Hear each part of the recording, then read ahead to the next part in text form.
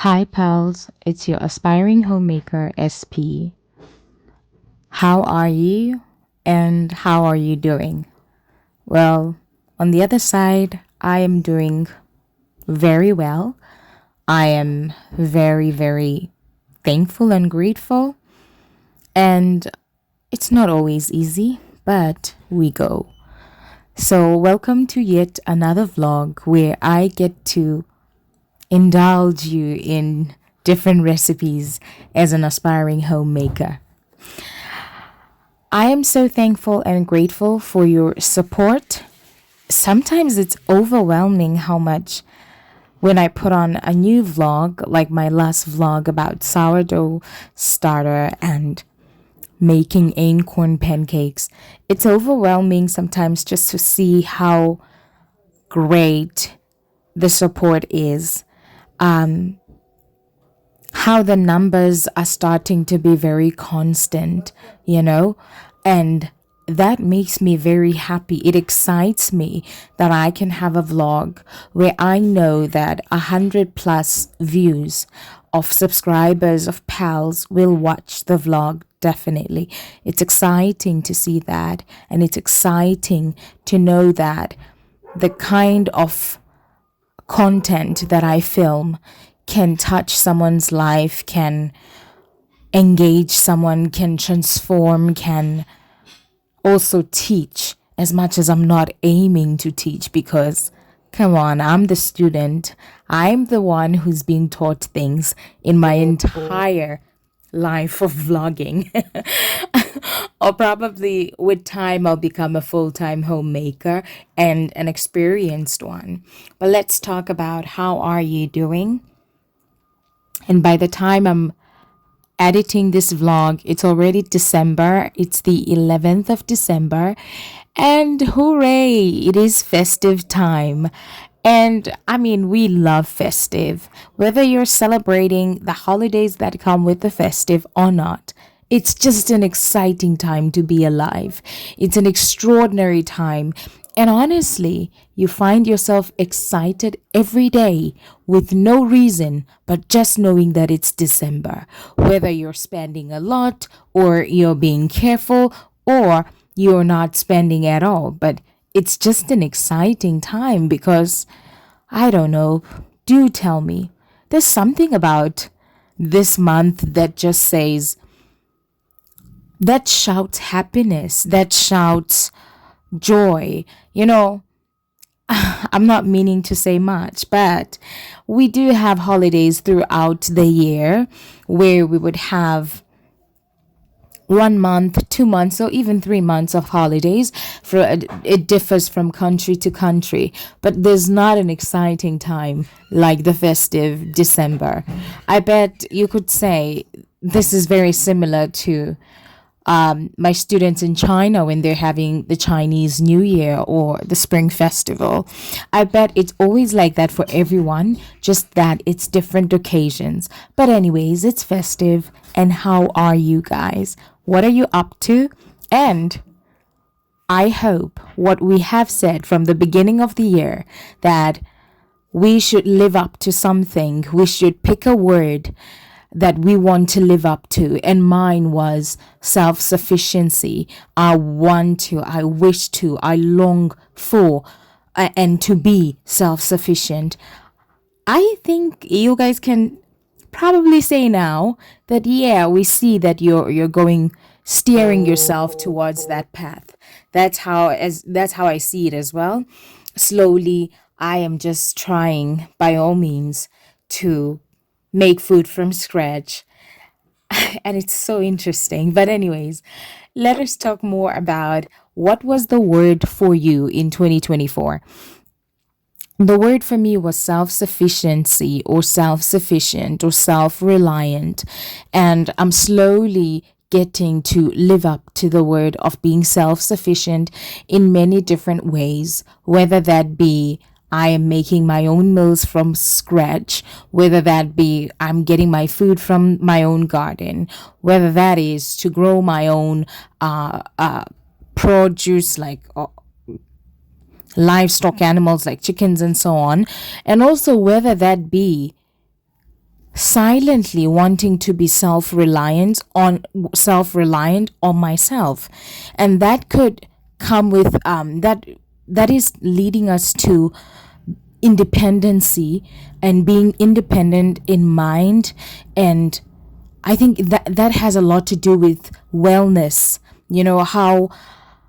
How much you want to rely on yourself as a person, not just tangible things, but you wanting for the first time to rely on yourself, on your feelings, on your insecurities, on the things that make and create and break you as well. So do tell me, pals, what is the word for you that you wanted to live up to in 2024? Mine was self-sufficiency, but what is yours?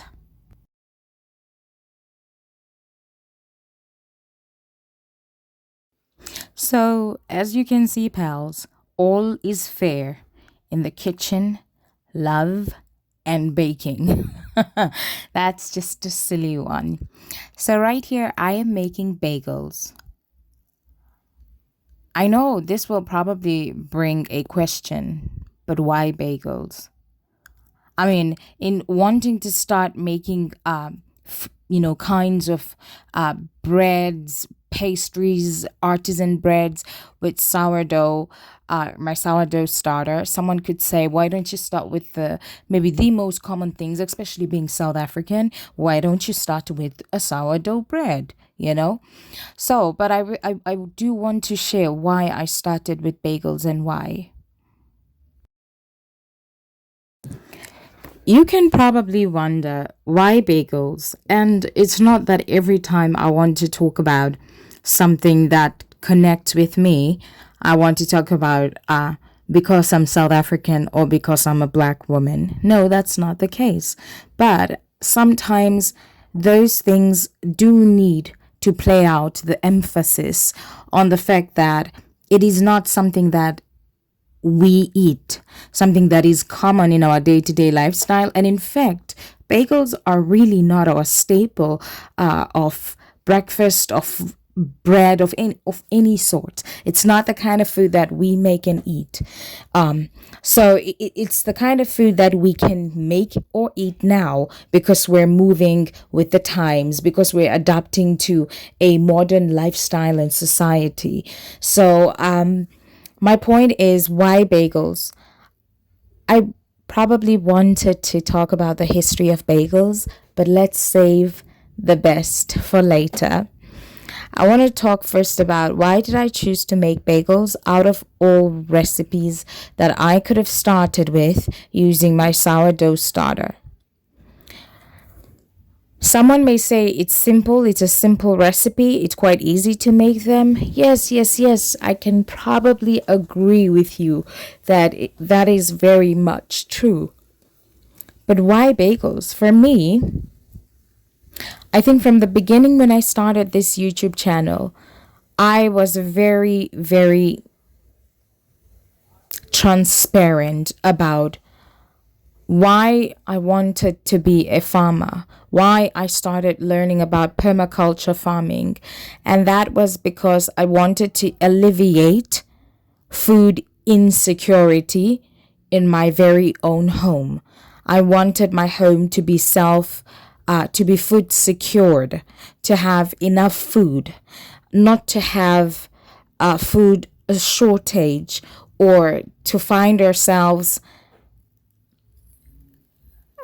almost falling asleep without something to eat, because those things have happened in my life and were still happening at some point as well before that journey began. So I'll go back to the same thing again when I talk about bagels. But here's the thing with bagels. My sister started the whole baking thing. She was very interested. She's the one who's been teaching me, as I had some vlogs before. And even my nephew was learning from his mom, teaching me how to bake. I have a vlog on that as well. But there's one thing I realized when I am learning how to bake from my sister. And that one thing is, if we don't have milk, if we're out of milk, we can't bake a certain recipe. If we're out of eggs, we can't bake a certain recipe. If we don't have baking powder anymore, no way, we can't make certain recipe. And if we don't have baking soda or bicarbonate of soda, oh hey, cookies are not going to go on into the oven. So I started feeling like I'm trying to eliminate poverty and hunger in my life. Not completely, because it can come. This is life, it's unpredictable. But I want to be self sufficient. That's the point. And it's not that I want to be fancy self sufficient. Some people want to be self sufficient so great, but they've lived their entire lives not knowing what it's like to be hungry or to wake up with nothing to eat. And I'm not comparing or contrasting, but I'm just making an example that in my case, it's understanding what it's like to be hungry, what it's like not to have anything to eat, what it's like to open the refrigerator and find nothing for yourself to eat, and just drink water and go to sleep or take a nap. It's things like that. So I thought, I don't want to bake bread or make cakes if it's going to be so difficult, because these ingredients, baking powder, baking soda, eggs and milk, these things they can finish very easy in the house. So I decided to start sourdough because it provided me with eliminating yeast, buying those yeast in packets or sachet, I think. So you have to buy it, and if you don't have it, your flour is not really going to rise, and so on. So I started thinking that I want to do something that eliminates chemicals, and it's not even about the chemicals, but that eliminates me purchasing, if I'm being very honest. So I saw when I made bagels, I needed no baking powder, I needed no eggs. It was just water, flour, salt, and that was it. And even the sweetener that had to be added, I didn't have honey at the time. I just added jam because we buy jam, we buy peanut butter whenever we're doing monthly groceries.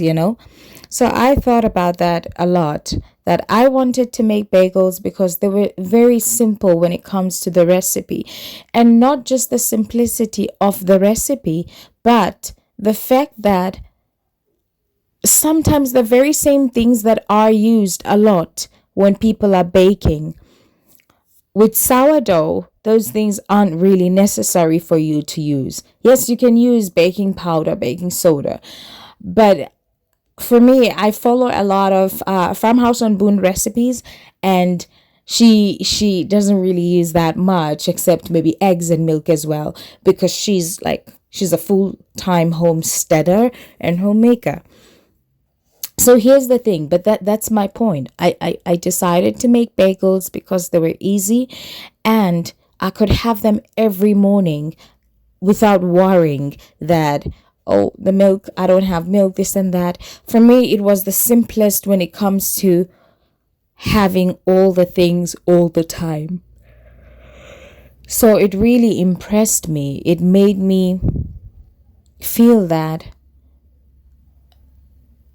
I can definitely become great and better in my skills of baking with sourdough, because it eliminates the very same things that people need to bake, need to cook. It's more like that. It's more like how we cook with spices and curry, which is very essential because they are herbal, they're medicinal as well. However, what happens when you're out of all of that? Let's say you're out of all your spices, you've been using them, you've been making different recipes. What do? What kind of dishes do you make after? Which is why you would maybe say, now I'm focusing on making soup.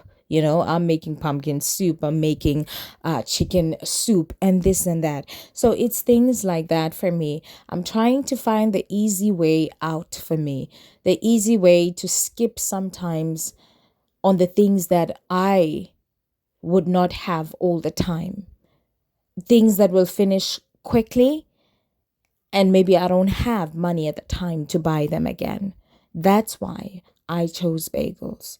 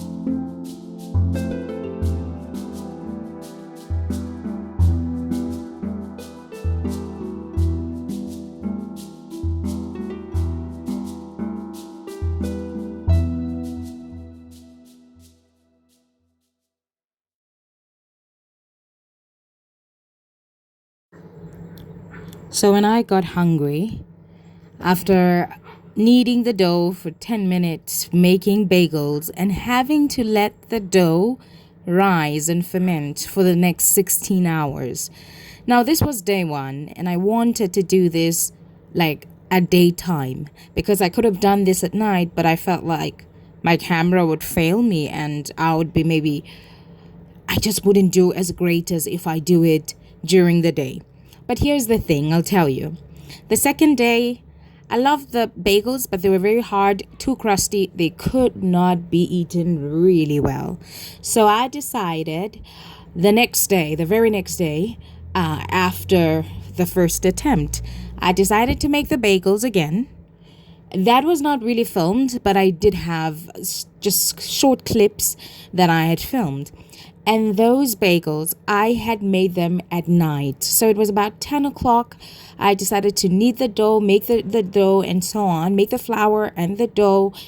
And I let it rise and ferment for 8 hours. So when I let it rise for and ferment for 8 hours, the bagels were softer, more puffy. They were just so great. So I realized that maybe 16 hours was too long.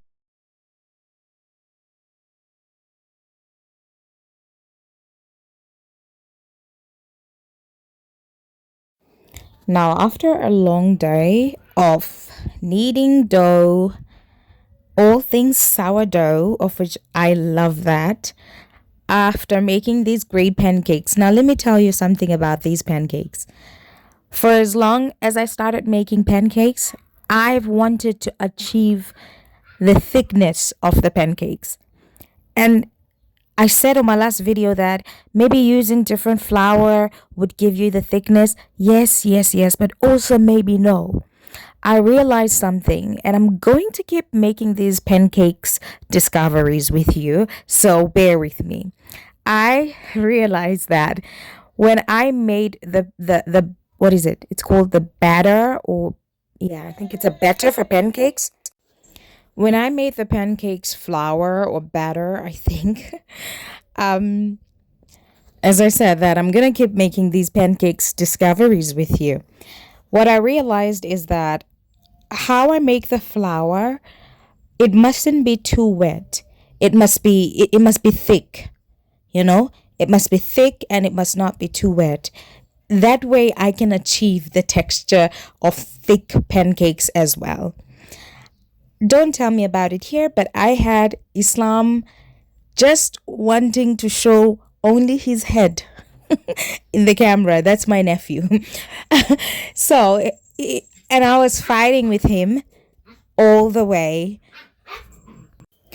But then again, like any mother having to feed their baby, it was time for me to feed my sourdough starter for the next day, which was the day two when I made the bagels. And I'll show maybe just snippets of those videos. I didn't film like a whole vlog, you know. I just showed myself making it the flour at night. The camera, as I'm gonna show you, was not serving me, so that's why I had short clips. But I was feeding my sourdough starter. If you want us to talk about all things sourdough, we're going to have a vlog where we just talk about it. I am novice. I'm a beginner at sourdough, but it's almost going to be a month with sourdough starter, having started my sourdough starter.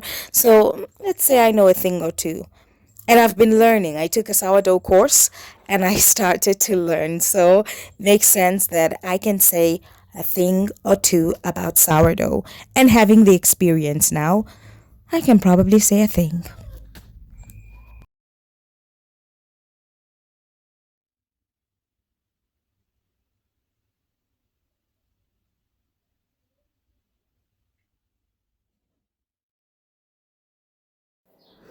Hi pals, it's has been 16 hours of rising and fermentation of my dough, and I would have left this part for you to hear, but there was a morning Quran playing in the background, which would copyright my video, and I don't want that because I thought I'm going the right path when it comes to I don't want the copyright issue thing.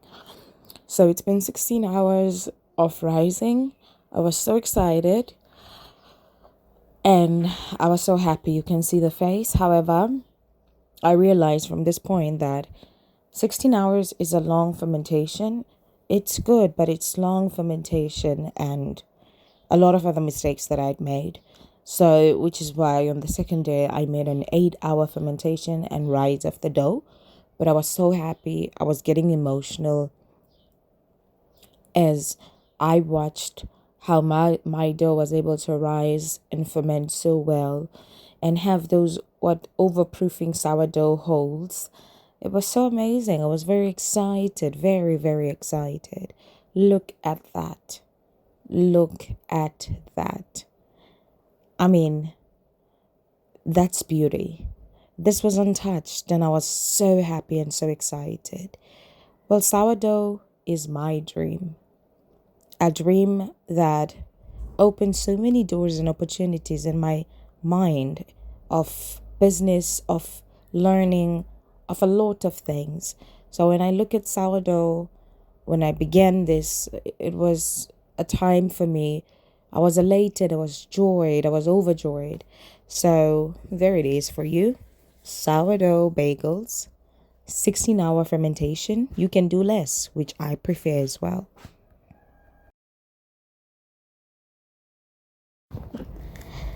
Now, following the recipe from Farmhouse on Boone, it was not only Farmhouse on Boone, but I had watched several videos, especially of homemakers, homesteaders who were showing how to make bagels, and also from, I forgot the name, but it's something chef, and it's a male.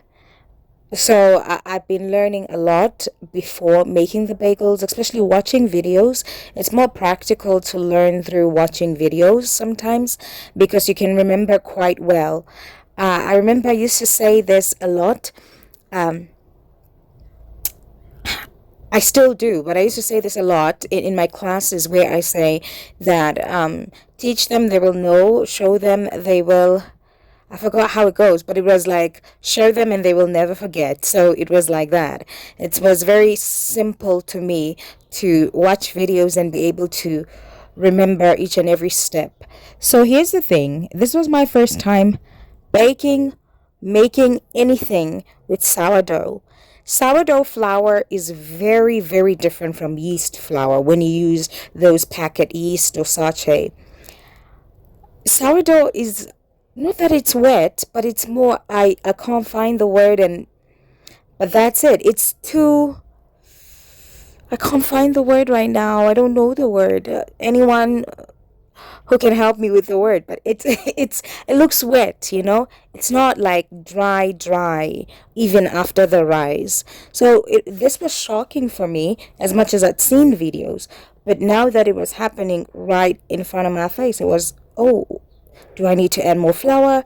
And I knew that I could not because the recipe had said I should not, I must not, and that's it. So in making bagels, I decided that you have to pinch, open the hole with your index finger or your thumb, and after shaping it into a ball, and you can put it in the oven rack, oven rack tray, or this was another downfall here. I forgot that when it's time to lift up this oven rack tray, they're going to go soggy, you know? I didn't think about that. So I had to redo what I'm doing, the process just closer to the stove because I had to boil 1 minute. Um, Day one, I decided to do 1 minute on each side, that was the reason why it didn't go well. That was the reason why they were too hard and too crusty. So, day two, I knew and I'd set a timer that it's 40 seconds for both sides. So it's a 140 second. It's not 40 seconds for both the sides. So I had to make the whole as I roll the hole, I had to make it bigger because once the bagels rise, because I still need to do a rise, the hole becomes smaller. So you have to make it big.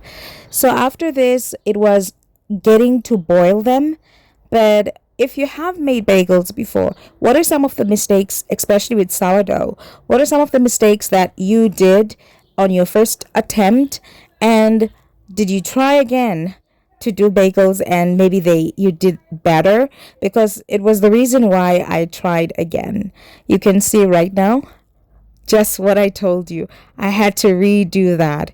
Another thing that I did wrong on day one was putting flour, brushing flour, like, yes, it was brushing flour on my tray. I thought this would be good, but it was very hard. After letting them rise for 1 hour and taking them out of the oven, because I let them rise in the oven, which was, I did not preheat the oven before because I didn't want them to start, baking. So this was another mistake. Once after the 1 hour rise, they were sticky as much as it was on top of the flour, but they were sticky.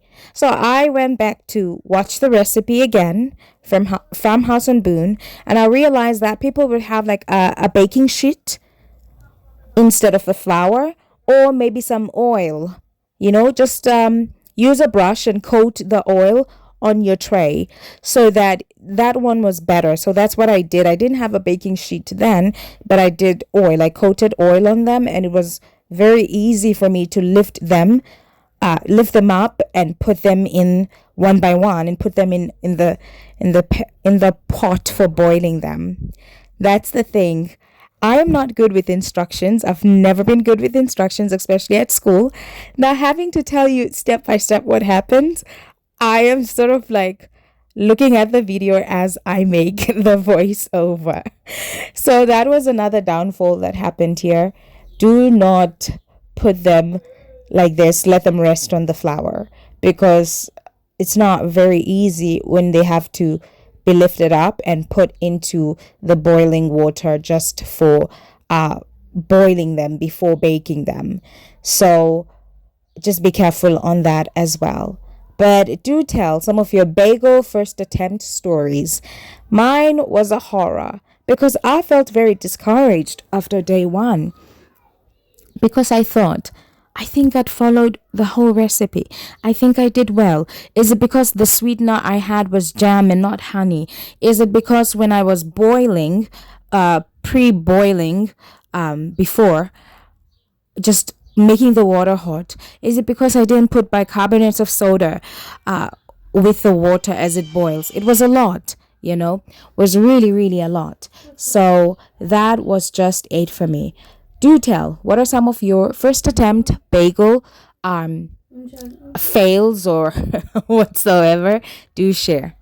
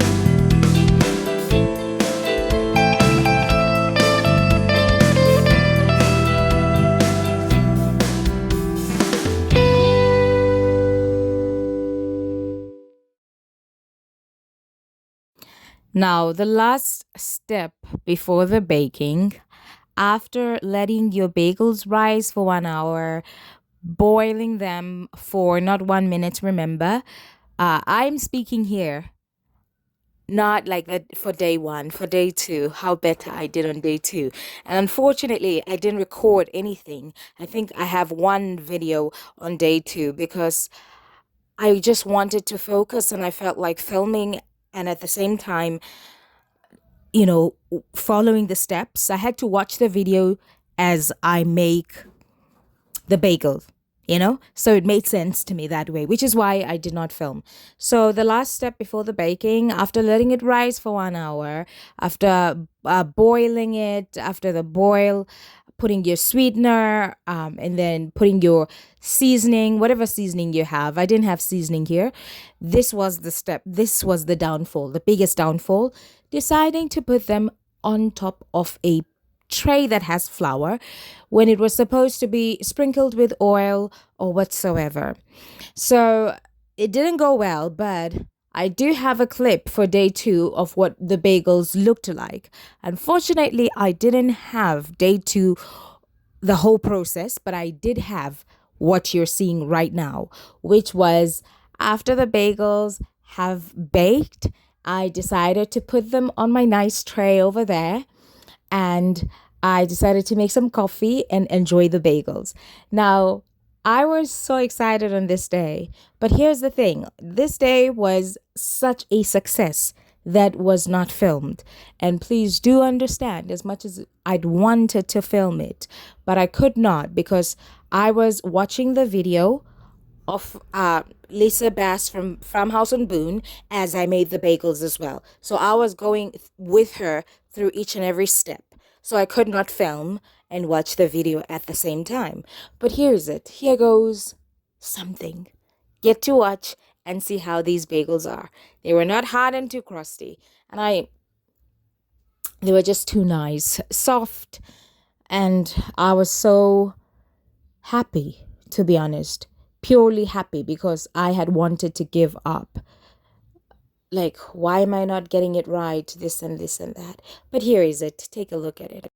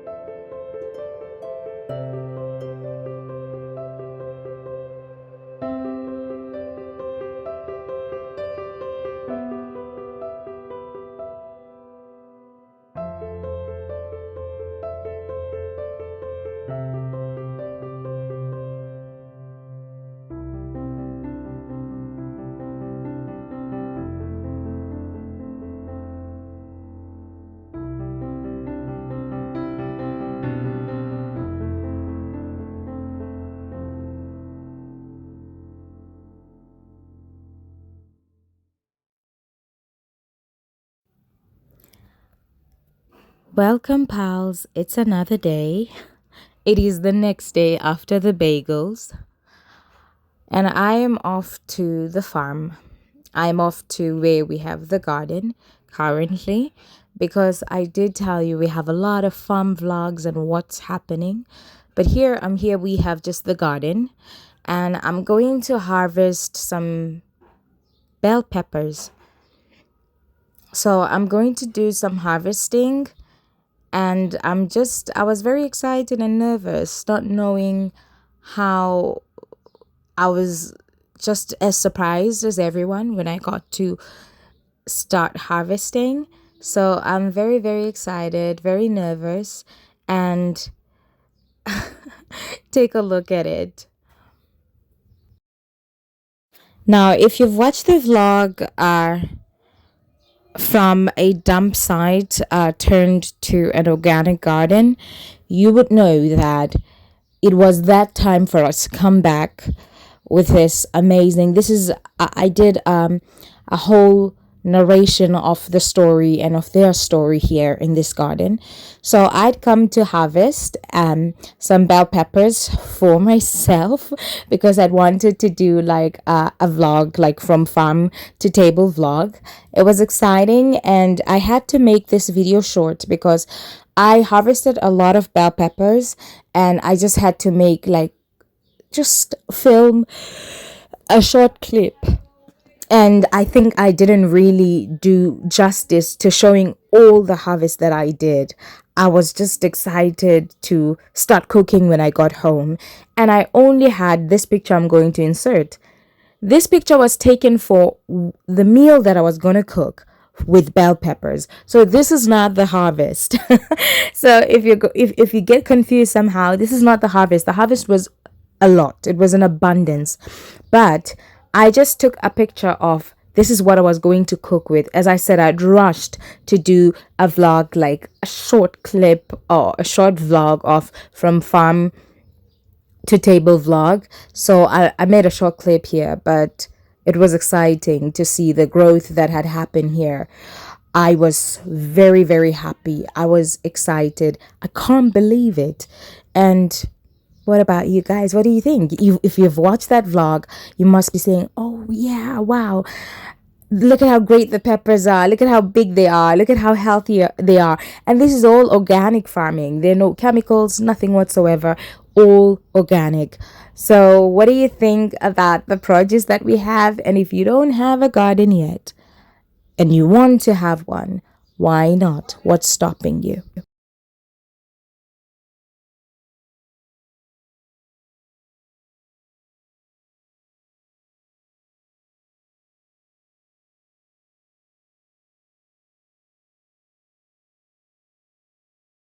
From the garden, I got some spring onion, peppers.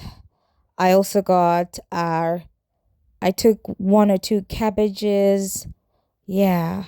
Well, they weren't at the full mature state, but I did take two. And also, another thing that happened was um, it was so exciting to take all the harvest home, and I realized I should buy like my own scissors for the garden and for when I'm harvesting. Now, pals, this was the next day, and I made sourdough Dutch pot oven bread or cast iron bread. This took me days to make. It was supposed to be a 2-day process, but I wasn't getting it right, especially with the freezing, stretch and fold. Not freezing, putting it in the freezer, letting it ferment in the freezer, the dough overnight, and the stretch and fold before that. I was so worried I wasn't getting it right, but this is how it looked. And it was not the best, but here we go.